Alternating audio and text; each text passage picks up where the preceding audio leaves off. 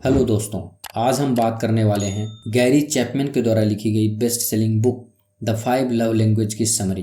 Gary Chapman एक famous author, relationship expert और marriage counsellor है। बहुत से लोग प्यार में पड़ तो जाते हैं, लेकिन उन्हें अपने पार्टनर से बात करना नहीं आता। शादी के कुछ सालों बाद प्यार तकरीबन खत्म हो ही जाता है, क्योंकि कपल्स एक दूसरे से लव लैंग्वेज में बात नहीं कर रहे होते हैं। इसका मुख्य कारण है कि उन्हें लव लैंग्वेज का पता ही नहीं होता। मुझे पूरा यकीन है कि ये वीडियो देखने के बाद आप बहुत कुछ सीखेंगे। दोस्तों, ये वीडियो का चौथा पार्ट है। इस वीडियो के बाकी सभी पार्ट्स का लिंक नीचे डिस्क्रिप्शन में दे दिया हूँ। इस वीडियो को देखने के बाद आप बाकी पार्ट्स को ज़रूर देखें। तो चलिए शुरू करते हैं। Chapter 8 love language 5 physical touch यानी स्पर्श। फिजिकल टच के द्वारा भी हम अपने इमोशंस दिखाते हैं। अपने सोसाइटी और कल्चर के अनुसार डिफरेंट सिचुएशंस में हम अलग अलग तरह से फिजिकल टच के द्वारा भी अपने इमोशंस दिखाते हैं। उदाहरण के लिए शेक हैंड करना, गले मिलना, हग करना, बड़ों का प्यार से सर पर हाथ फेरना, शाबाशी की थपकी देना। फिजिकल टच एक बहुत अच्छा तरीका है अपने इमोशनल और वैवाहिक प्यार को जताने के लिए। हाथ पकड़ना, किस करना, गले लगाना एंड मेकिंग लव, ये सब तरीके हैं अपने इमोशनल लव को अपने पार्टनर तक पहुंचाने का। जिस पार्टनर की प्यार की भाषा फिजिकल टच है, उनको आपका एक छोटा सा टच भी ऐसा प्यार का एहसास दिला सकता है जो कोई शब्द नहीं कर सकता है। हर रिलेशनशिप में दोनों पार्टनर को वक्त निकालना चाहिए। अगर नेचुरली आप यह सब नहीं कर सकते हैं तो फिर आपको यह गुण सीखना चाहिए। लेकिन सबसे पहले आपको यह समझना होगा कि आपके पार्टनर की प्राइमरी लव लैंग्वेज कौन सी है। अगर आपके पार्टनर को इससे प्यार का एहसास होता है तो आपको अपनी तरफ से पूरी कोशिश करनी चाहिए आपके पार्टनर के रिएक्शन को पढ़ने और समझने की कि कौन से टच से उन्हें खुशी मिलती है और उनका लव टैंक भरना शुरू होता है। अगर फिजिकल टच नहीं होता है तो दो पार्टनर के बीच में किसी को भी रिजेक्शन की फीलिंग आ सकती है और आपस में दूरियां बढ़ सकती हैं। अगर उसे फिजिकल टच पसंद ना हो तो इसका इस्तेमाल बिल्कुल ना करें, बल्कि पार्टनर को समझें और जानें कि आखिर उसे किस तरह का टच पसंद है और फिर उन्हें वैसे ही स्पर्श करें। दोस्तों, फिजिकल टच को लोग गलत समझते हैं। इसका मतलब शारीरिक संबंध से नहीं है। उसका भी लाइफ में रोल होता है, लेकिन और भी दूसरे स्पर्श होते हैं जो बेहद ज़रूरी होते हैं। फिजिकल टच भी साइकोलॉजिकल लेवल पर काम करता है। जैसे जब हम कोई अच्छा काम करें और कोई हमारी पीठ थपथपाए तो हमें बहुत प्राउड फील होता है, मानो वह व्यक्ति आपको सम्मान दे रहा हो और अपनी खुशी जाहिर कर रहा हो। आइए कुछ एग्जाम्पल से देखते हैं कि फिजिकल टच से आप किस तरह से प्यार जाहिर कर सकते हैं। अगर पार्टनर नाराज हो या परेशान हो या वे लो फील कर रहे हों तो सीधे उसके कंधे पर हाथ रखकर या उन्हें प्यार से हग करें और उनकी पीठ पर हल्की मसाज करें। उनके कानों में बोले, सब ठीक हो जाएगा, मैं हमेशा तुम्हारे साथ हूँ। इससे पार्टनर का दुख बहुत ज़्यादा कम हो जाएगा। अगर आपके पार्टनर की primary love language physical touch है तो यह चीज़ उसके लिए सबसे ज़्यादा महत्वपूर्ण हो जाती है। अगर पार्टनर ने कुछ अचीव किया हो तो भी उन्हें हग करके उनके माथे पर किस करें और कहें, I am proud of you. इससे पार्टनर को बहुत खुशी होगी और उसका दिल अपने प्यार से भर जाएगा। कभी पार्टनर बहुत काम कर रहा हो तो पीछे से अचानक से उसे हग करें और कहें, थोड़ा आराम भी कर लिया करो। इससे पार्टनर को लगेगा कि आप उसकी मेहनत की बहुत कद्र करते हैं। कभी कभी पार्टनर के साथ डांस करें और उनकी कमर में हाथ डालकर उनसे रोमांटिक बातें करें। आपकी इस नज़दीकी से उन्हें लगेगा कि आप उनसे बेहद प्यार करते हैं। तो दोस्तों, अपनी रचनात्मकता को थोड़ा जगाइए और देखिए कि आप और किन तरीकों से अपने पार्टनर को स्पर्श कर सकते हैं जिससे उनका तन, मन और रूह आपके प्रति प्यार से हमेशा भरा रहे। Chapter 9 discovering your primary love language. आपकी प्राथमिक प्रेम भाषा खोजना। आपकी प्राइमरी लव लैंग्वेज क्या है?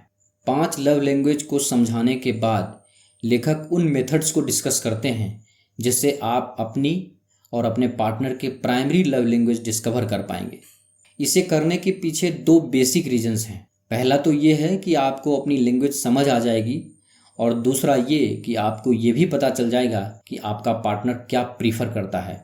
अगर आपको आइडेंटिफाई करने में मुश्किल हो रही है तो लेखक ने इसके लिए यहाँ 3 मेथड बताए हैं।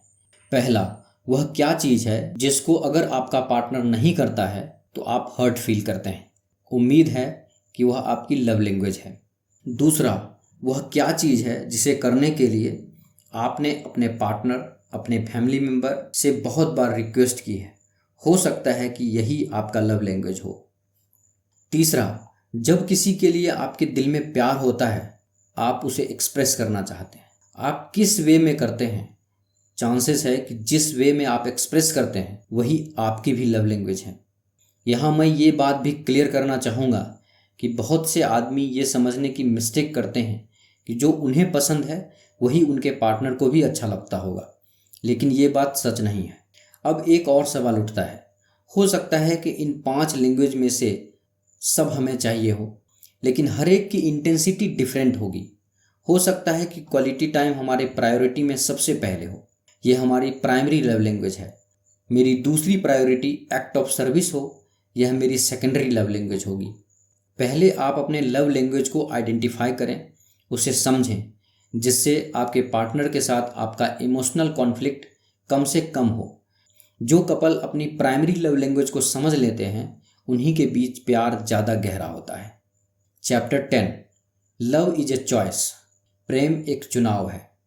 हम एक दूसरे की प्रेम भाषा कैसे बोल सकते हैं जब हम अतीत की असफलताओं के कारण चोट, क्रोध और आक्रोश से भरे होते हैं? इस सवाल का जवाब इंसान के मूल स्वभाव में मिलता है। हम चुनाव करने वाले प्राणी हैं। इसका यह मतलब है कि हम में गलत निर्णय लेने की क्षमता है, जो हम सभी करते हैं। हम आलोचनात्मक शब्द बोलते हैं और हम चोट पहुंचाने वाले काम करते हैं। हालांकि उस समय हमें यह सही चुनाव लगता है, परंतु बाद में हमें इस चुनाव पर गर्व नहीं होता। अतीत में अगर हमने कोई गलत फैसला किया है तो उसका यह मतलब नहीं होता कि हम भविष्य में भी उसी तरह के गलत फैसले करें। इसके बजाय हम कह सकते हैं, मुझे खेद है, मैं जानता हूं कि मैंने तुम्हें चोट पहुंचाई है, पर मैं भविष्य में ऐसा नहीं करूंगा। मैं तुम्हें तुम्हारी भाषा में प्रेम करूंगा। मैं तुम्हारी भावनात्मक ज़रूरतों को पूरा करने की कोशिश करूंगा। अपने रिश्तों के किसी भी मोड़ पर अगर पति पत्नी प्रेम करने का विकल्प चुनते हैं तो मैंने यह देखा है कि विवाह का रिश्ता तलाक की कगार तक पहुंचकर भी बच जाता है। प्रेम से अतीत की इबारत तो नहीं मिटती, पर इससे भविष्य की लेखनी बदल सकती है। जब हम अपने जीवन साथी की प्राथमिक प्रेम भाषा में प्रेम की सक्रिय अभिव्यक्ति का चयन करते हैं तो हम एक ऐसा भावनात्मक मौसम बनाते हैं जिसमें हम संघर्षों और असफलताओं का मुकाबला कर सकते हैं। अपनी मैरिड लाइफ को लॉन्ग लास्टिंग बनाने का एक ही तरीका है, आप एक दूसरे की लव लैंग्वेज को समझें और हर रोज़ एक दूसरे को लव करने का वादा करें, जिससे आपका लव टैंक हमेशा फुल रहे।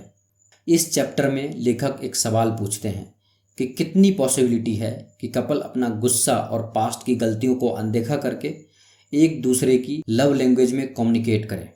मेरे पास इसका ये जवाब है कि बेसिकली प्यार सही और गलत दोनों रीजन्स की चॉइस है। प्यार में जब एक पार्टनर से कोई मिस्टेक हो जाती है तो उसे माफ़ी मांग लेनी चाहिए।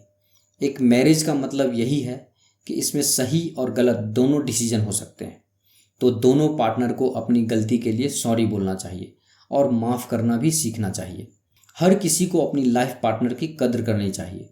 हो सकता है कि उसमें लाख बुराइयां हो, मगर उनके साथ राइट इमोशन के साथ डील करना ही सच्चा लव है। आपके बीच कितने भी आर्गुमेंट्स हो, फिर भी फोकस्ड रहें और प्यार करना कभी ना छोड़ें। हर रिलेशनशिप में स्पार्क होना चाहिए, क्योंकि आदमी और औरत दोनों इसके लिए तरसते हैं। इस बुक के लेखक ने यही एडवाइस दिया है कि अगर अपनी लव लाइफ मेंटेन रखनी है तो एक दूसरे की लव लैंग्वेज सीखें और साथ में माफ़ी मांगना और माफ़ करना भी सीखें, जो कि आपको किसी भी टफ सिचुएशन में एक साथ जोड़े रखेगा। दोस्तों, आप देख रहे हैं गैरी चैपमैन के द्वारा लिखी गई best selling book the 5 love language की समरी। यह समरी आपको कैसी लगी कृपया हमें नीचे कमेंट बॉक्स में कमेंट करके ज़रूर बताएं। अगर आपको यह समरी अच्छा लगा हो तो इसे अपने दोस्तों और फैमिली मेम्बर्स के साथ अवश्य शेयर करें और हमारे लेटेस्ट वीडियो को देखने के लिए हमारे YouTube चैनल बुक्स प्ले को सब्सक्राइब करें। धन्यवाद।